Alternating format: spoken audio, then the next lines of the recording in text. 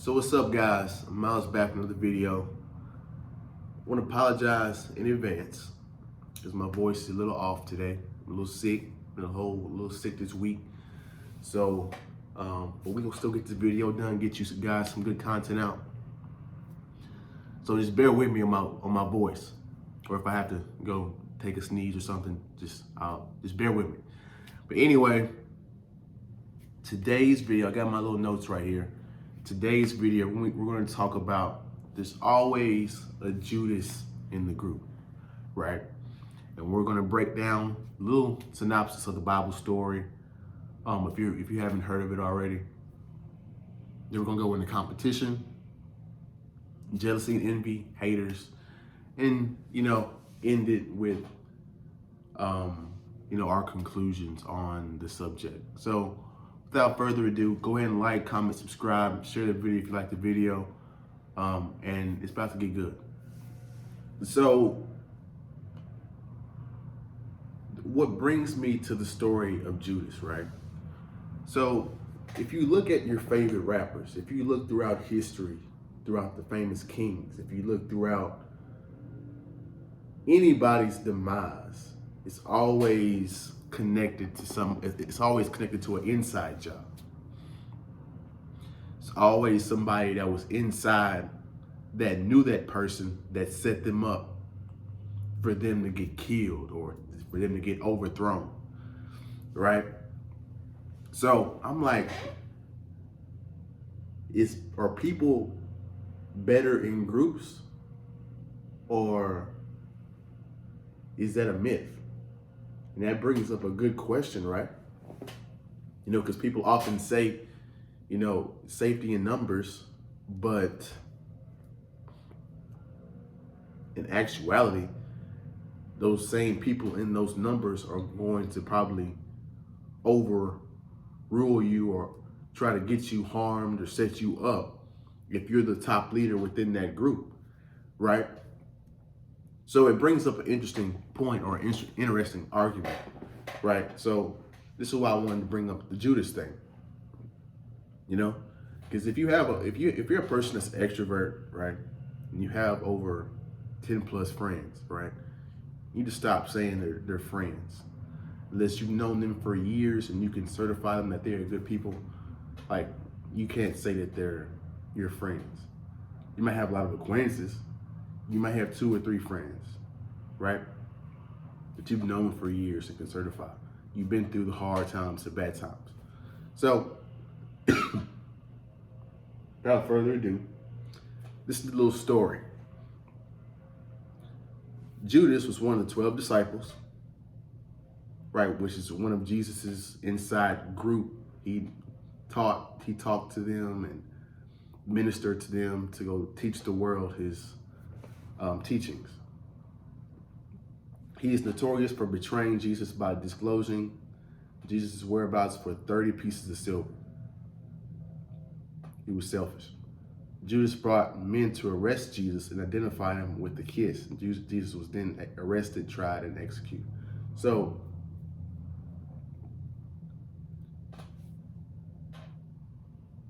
Judas is responsible for the whole cross. Everything that went down, it started with Judas, right? It started with one person that was inside the group, one person that knew his deepest, darkest secrets, one person that knew where he came from, seen him cry, knew what made him happy.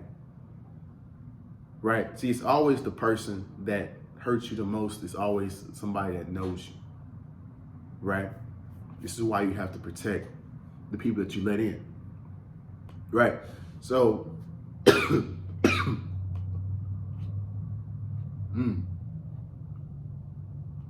So,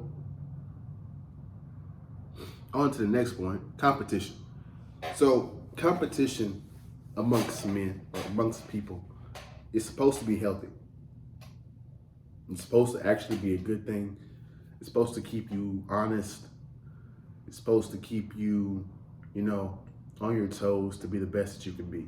There's nothing wrong with competition. It's just when people start cheating, people start being immoral, all those types of things where cheating becomes, or competition becomes, a hassle at times, right? There's nothing wrong with being a winner or a loser. I mean, there's actually something wrong with that. You should probably strive to be a winner. That's what the whole thing of competition is. But you can always be a loser and strive to be better and always be a winner if you just continue to get better, right? But what happens is the people that are continually losers, instead of figuring out a way to better their situation, they oftentimes become jealous and envious of you. And it's a lot more easier to become jealous and envious of a person than it is to figure out a way to, beat him in a way. Outdo his business or come up with a better business idea or whatever the arena is, right? Boxing, it doesn't matter. It's way much easier to to do that than it is to come up with a solution. So when competition turns to jealousy and envy, that's whenever you have haters, right? And haters hits different whenever it's somebody that is within your own clique that knows you, that you've told secrets, that you've told your deepest, darkest secrets to, that you let them know the things that hurt you, the things that really irk you, right? It's really a sinister thing for somebody to use that information against you just to hurt you because they cannot come up, just because they're jealous and envious of you. It's really,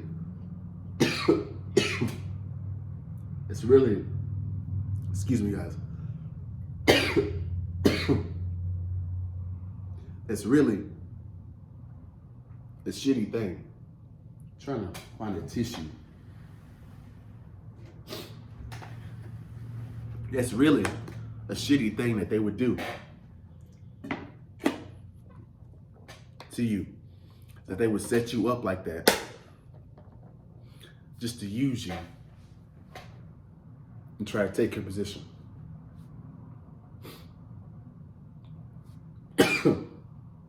So, what's the conclusion in this video? Guys, you should always be watching your six, watching your back, watching the people that are in your life, watching the people that are outside your life. You should never get comfortable with anybody around you. Anybody could turn into anybody at any second.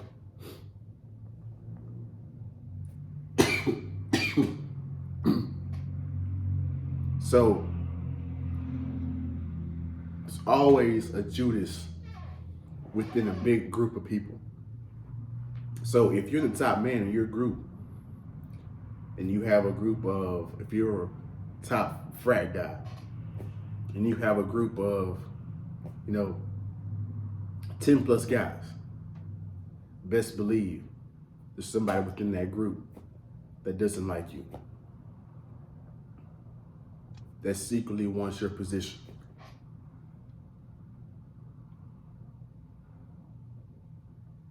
And don't be shocked when something messed up comes out that you disclosed privately to somebody, and they told the whole public.